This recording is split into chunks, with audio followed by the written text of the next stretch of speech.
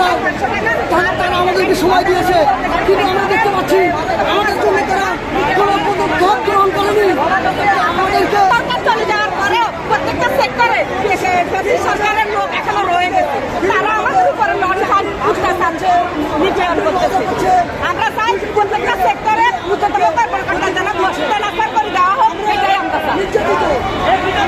আমাদের চাকরি আমরা যাতে দিতে পারবো না, আমাদের দিচ্ছে না। আমাদের আজকে আমি পুরো ভিজা, আমার কানের ভিতরে ঘুমের আওয়াজ। আমরা কইব না, মারপিট করতে আসি না, আমাদেরকে মারধর করলো। এই অবৈধ সরকার, এই অবৈধ সরকার আমরা চাই না। আমরা আমাদের দাবি নির্যাতন আসছি, কেন আমাদেরকে হাত তুললো, কেন আমাদেরকে লাঠি চার্জ করলো? কয়েকজন আনছে, আমার বাচ্চা একজন ছাত্র জনতা, ঠিক আছে, আমার বাচ্চাও সেন্ট্রাল গভর্নমেন্ট কলেজে পড়ে, সবার বাচ্চা পড়ে, তাদের সবাইকে নিয়ে তো আপনি এখানে বসছেন, তাহলে আপনি তো তাদের ভাববেন, তারা তো জানেন না তার মা